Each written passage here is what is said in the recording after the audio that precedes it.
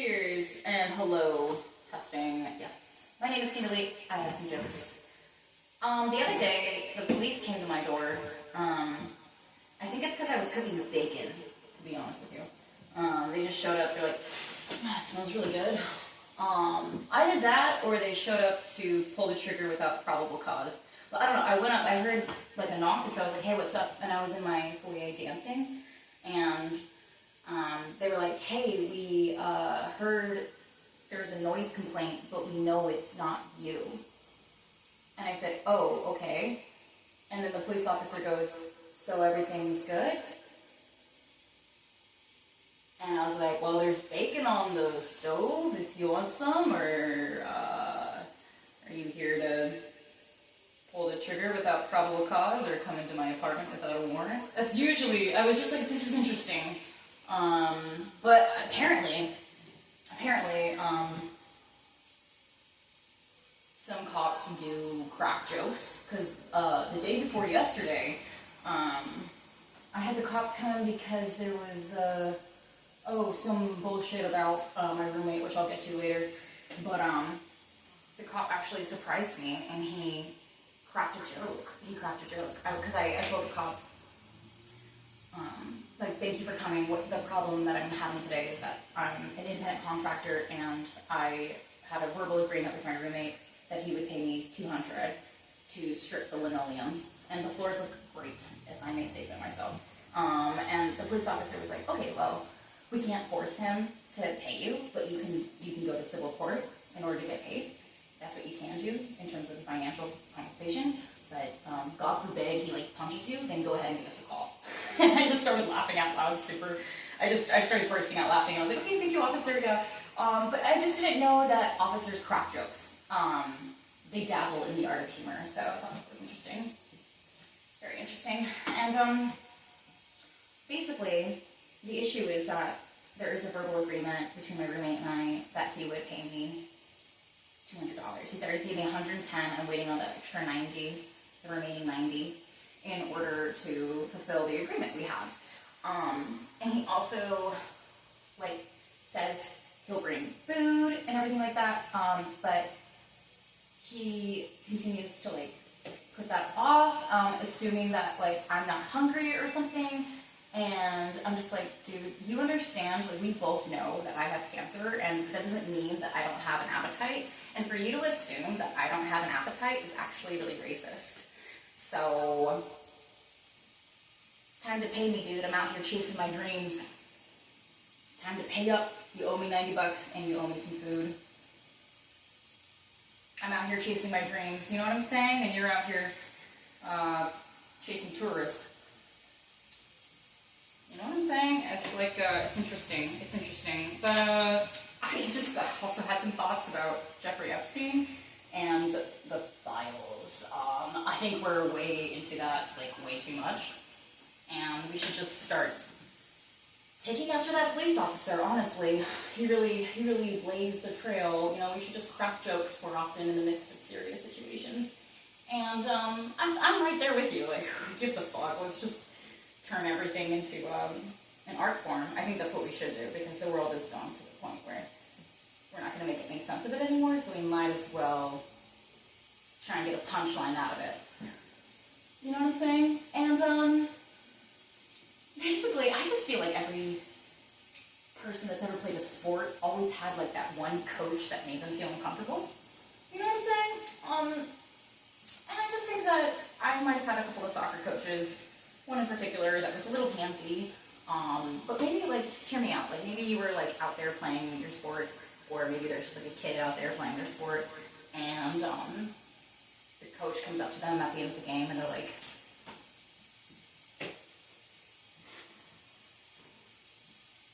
hey, Timmy. And little Timmy's like, yeah. And then the coach is like, I just want to say you did really good out there today, and gives him a little pat on the booty, you know? It's supposed to be on the back, but it's on the booty. The parents aren't looking, and then the kid's like, and the little kid is like, and he kind of like likes it, you know, a little bit. But he doesn't tell mom and dad, not yet. And the coach goes, hey, would you would you like some help tying your shoe there? I see you bent over tying your shoe. And the little kid is like, I mean, I guess. I'm here to play soccer, and I was actually just ensuring my personal safety. So I don't, ensuring my personal safety, you know, making sure I don't get into any harm's way or anything. And the little kid's just like fixing his shoelace. And the coach is like, I actually have some shoelaces that would fit perfectly into your asshole right over here on this island. Why don't you come check it out? And the little kid's like, all right, I've never been to a field trip before, all the way to an island. And the kid starts walking away with the coach. And the coach is kind of like slowly starting to slide his hand down his little kid's back, little Timmy's back, going down the booty. Not quite, but almost the base there, right where the cookies get warm. And the little kid is like, wait a minute. Don't you think that I should ask, like, make sure, like, that you have the right shoelace size for me? And then the soccer coach is like, you know, all we actually need to know is if you're under the age of 12. And that's the last that anyone ever saw of that little boy. That poor little soccer player. That was the last game he ever played. He might have played more games, but they were a little bit more deviant than soccer. You know what I mean?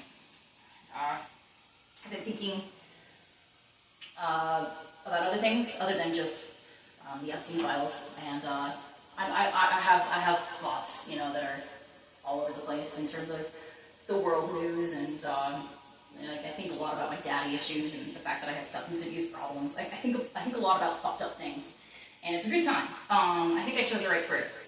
So basically, when I go out to eat, sometimes it's like quick. I don't really want to talk to anybody. I just want to get the food. And so a lot of the times I opt for like a pre-packaged sandwich.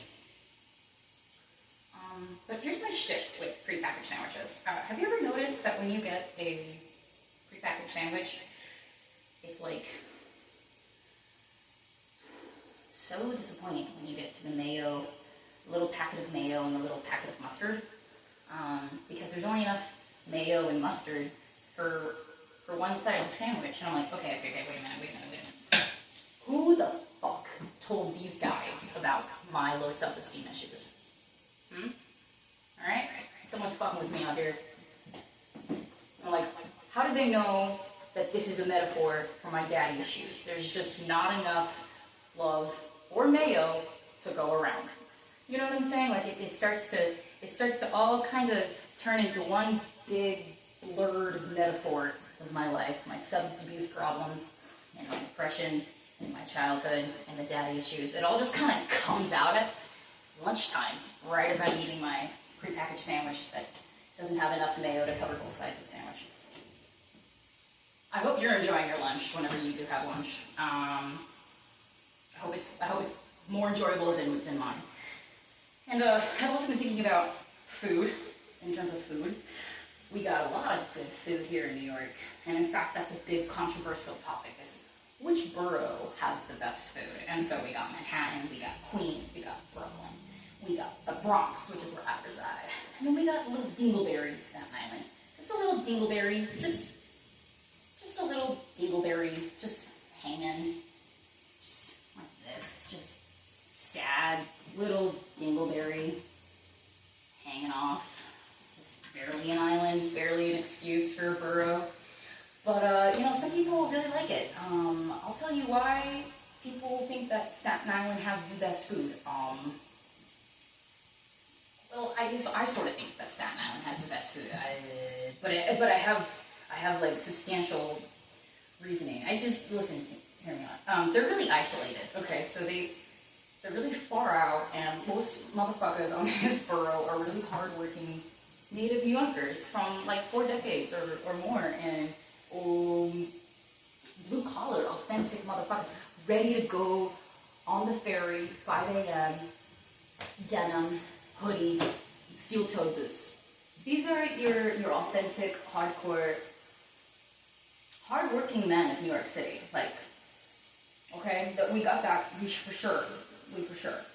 And so, but the thing is they're so isolated and the food is so good, it's kind of because the food has to be so good. Basically what I'm trying to say is they're so far out there and they're so like neglected by the rest of New York that they just kind of end up involving themselves in, what do you call it? Incest. Yeah, incest. And, basically this is how it goes in a family household in Staten Island. You plop down on the couch after coming out of the bedroom with your closest sibling, and you plop down on the couch and you say, hey, go ahead and take my phone, and so say this is the uncle, with the closest nephew, and we have a conversation where the uncle hands the nephew the cell phone and he says, hey, here's my Tinder app, and as long as you have dance lessons Tuesday and Thursday nights, we won't be needing this Tinder app anymore. And the nephew was like, so I don't get to learn ballet? And the uncle is like, well, I can bend and twist you in some pretty acrobatic ways, and we don't have to pay for those classes. So how does that sound? And so basically, what I'm trying to say is that people in Staten Island, they're so isolated, they're so far out there. They have to have sex with their family members, and because of this, they have this, moral obligation to make the food extra good, because you couldn't just be satisfied with fucking your cousin and then coming out and eating a mediocre plate of spaghetti. It's got to be over the top 5-star Michelin restaurant type good. It can't be easy. So sure, I got a lot of shit to say about Staten Island, but I got some good things to say as well. What I'm really trying to say is we may have 5 boroughs, and everyone argues which one has the best food. Well, Staten Island is the one with the best food, because they have to have the best food. If you're fucking your stepmom and you come out and there's cold pizza that's just not hitting it, you're gonna figure out a way to make sure that pizza is the best pizza you've ever eaten in your entire life, after you just had a little bit of stepmom's punani. You know what I'm saying? Like, there's gotta be just nice and orderly way to go about it. But at the end of the day, my point is Staten Island, last but not least, well, they might be the most isolated, but they are certainly not the least penetrated borough. And I've been thinking about this one story as well in the Bronx. In the early 1800s, there was a really bad train wreck on the subway system in the southernmost point of Riverdale. And there was 8 people killed and 19 people seriously injured. And on this train, this was in Riverdale, a southernmost point back in the early 1882. And basically, there was this couple who had just gotten married, and they were on the subway. And there was a conductor who was trying to help the newlywed couple escape. And I was really interested. I just found this story because I'm sometimes curious about historic places, and the Bronx sometimes has an eerie vibe to it. I don't know if you've ever been to the Bronx, but you gotta come check it out sometimes. You kind of have a heavy eeriness to this place. So I was looking up some history once, and I found that there was this really deadly train wreck near Riverdale, the southernmost point, called Spuyten-Duyvils Creek. And the couple were trying to escape, and the conductor was asking the bride, can I let me cut your dress, because the dress was caught on the subway, the train or something. And the conductor asked, can I cut it? Can I cut it? And obviously they